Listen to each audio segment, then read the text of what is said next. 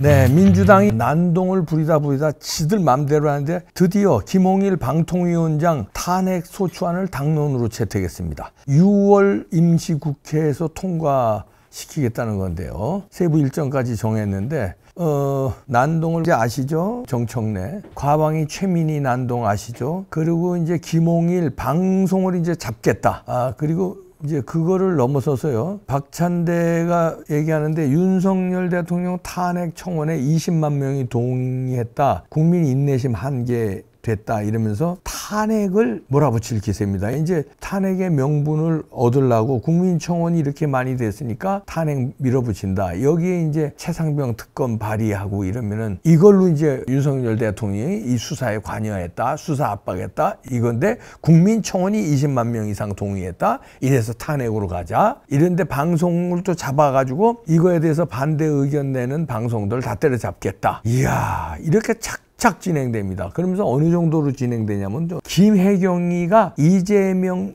지역구에서 민주당 대의원이 됐어요. 어떻게 자기 부인을 대의원을 시켜요. 완전히 장악력으로. 이 대의원은 민주당 저걸로 배 영향력이 있잖아요. 한 표가 책임당원 한 표는 대의원은 20배입니다. 60배에서 20배로 한 표가 60배에서 20배로 줄었습니다만 그래도 20배거든요. 그러니까 당내에서도 불만이 있어요. 이거 불필요한 행동이다. 이거 논란 자초한다. 그래도 얄짤없어. 그래도 무조건 이재명은 그냥 무조건 다 때려잡아. 방송 잡고 다 때려잡아. 이제 법사위에서부터 잡고 이렇게 몰고 가는데 이것뿐이 아니죠. 자, 김동연이 조금 이제 뜨려고 그래요. 왜냐면 이 이재명 당에 반발하는 사람들이 그다음에 공천 못 받은 사람들이 김동연의 줄을 씁니다. 그러니까 김동연이 거기에 한 자리씩 줘요. 왜냐하면 도지사 밑에는 줄 자리들이 많거든요. 그러니까 김동연이 조금 클 것 같으니까 김동연을 친명계가 그냥 다 때립니다. 이재명의 대항마 싹 자르기를 하는 겁니다. 완전히 그냥 아주 사그리다. 이게 전쟁이에요. 저들은 전쟁으로 이렇게 뭐 상임위 독식에 이어서 이제 노른자리 싹 독식하고 중요한 거. 그다음에 거기에서 도 정청래 같은 놈들 상임위원장 박아가지고 완전히 그냥 작살내잖아요. 이러면서 과방에서도 작살내잖아요. 최민희가.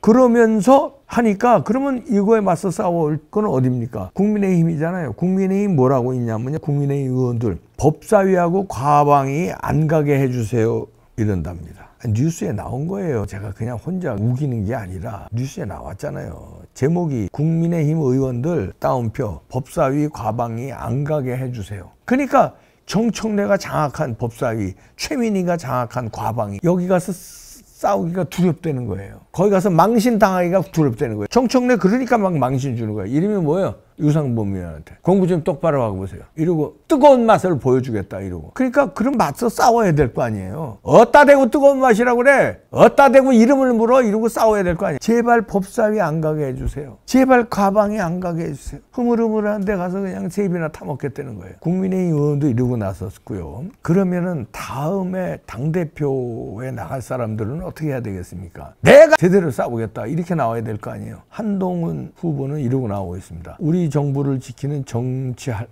것이다. 그러면서 이재명 조국과 대화하겠다. 이렇게 나와요. 저들이 지금 어떻게 나오는데 이렇게 나오고 있는데 여기 또 대화하겠다고 이렇게 나와요. 당대표 되는 선언을 이재명 조국과 대화하겠다고 나와. 엊그저께는 출마 선언문에서 윤석열 대통령을 탄핵시키는 그 고리를 연 차상병 특검을 발의하겠다고 나오질 않나. 이제는 이재명 조국과 대화하겠다고 나와. 마치 DJ서부터 노무현, 문재인, 이재명 이자들이 뭐라고 그럽니까? 북한의 압박에 북한에 대화하자고 나오잖아요. 북한에 돈 주자고 나오잖아요. 이거 똑같은 거예요. 이놈들의 맞서 싸울 생각을 안 하고 대화하겠다고 나와요. 이 범법자들하고 이재명 조국 감옥에 쳐넣을 놈들이 무슨 대화를 해요. 그리고 지금 어떤 난동을 부리는데 무슨 최상병 특검을 하자고 그래요. 윤석열 탄핵시키자는 건데 최상병 특검으로 윤석열 탄핵시키자는 거예요. 거기 발의하겠다는 건 뭐예요? 윤석열 탄핵시키자는 거죠. 그러니까 이런 오해를 하는 거예요.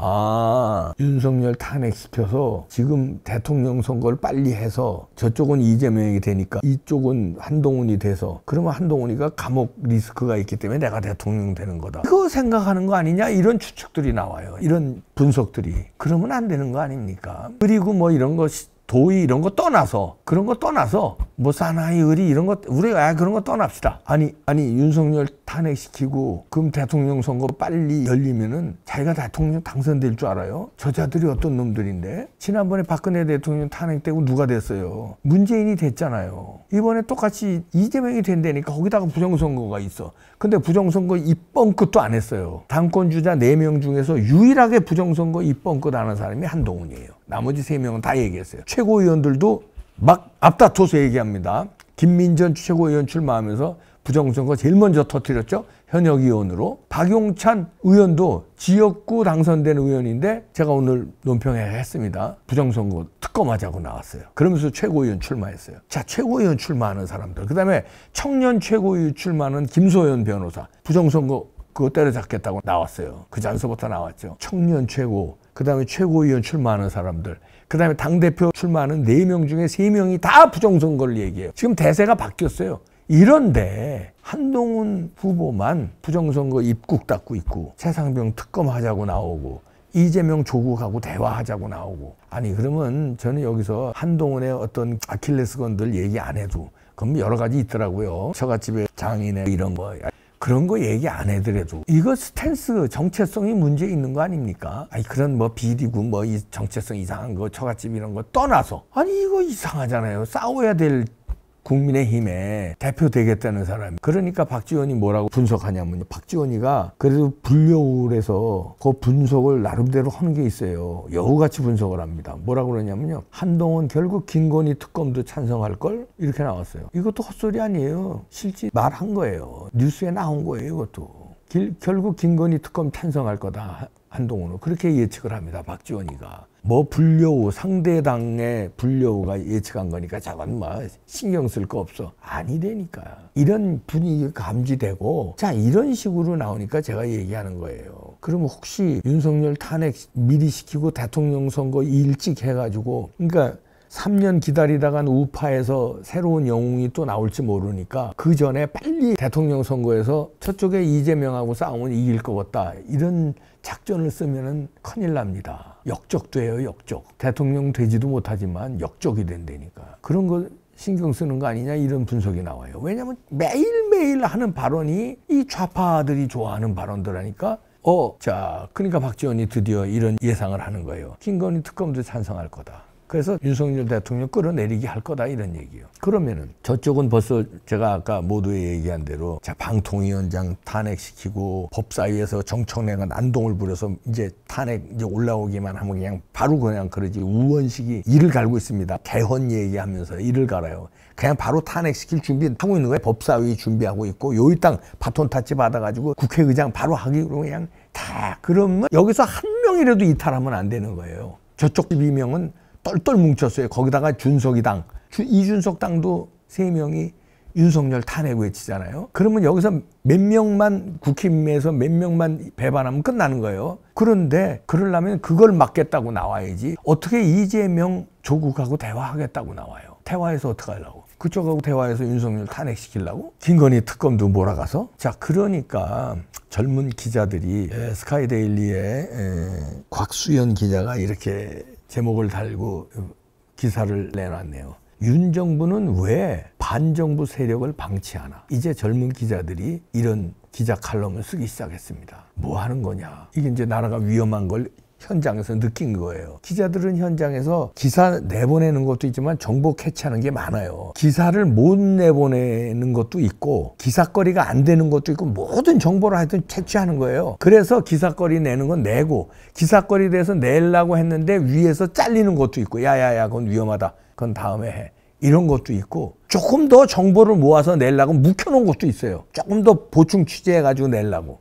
그 정보에 민감한 사람들이에요. 기자들은. 생리가 그래요. 근데 야 이거 반정부 세력 방치하는 윤석열 정부 위험하다. 나라가 위험하다. 그렇게 해서 이런 분석 기사가 나오는 겁니다. 왜 방치합니까? 이거는 기자 칼럼이야. 이런 건 이제 보통 평론가들이라든가 원로들이라든가 저 같은 유튜브들이 이제 이렇게 하는 말이거든요. 현역 젊은 기자가 현실을 보니까 이거 불안한 게 막 보이는 거예요. 반정부 세력이라는 거예요. 일단 다. 반정부 세력인데 어떻게 이걸 놔두냐 이거예요. 큰일 났다. 이런 얘기예요. 이재명, 조국, 이준석 다 당대표들이잖아요. 이게 반정부 세력인데 이쪽에도 수상하다는 거예요. 행간이 지금 뉘앙스가 그래요. 이쪽에 어디야? 국민의힘 대표 되겠다는 1등 달리는 사람도 이상하다. 윤석열 쓰러뜨리기 나서는 거 아니냐. 그러면 윤석열 대통령은 이걸 방치하느냐. 지금 이렇게 나오고 있는 겁니다. 젊은 기자가. 조폭한테 물어보십시오.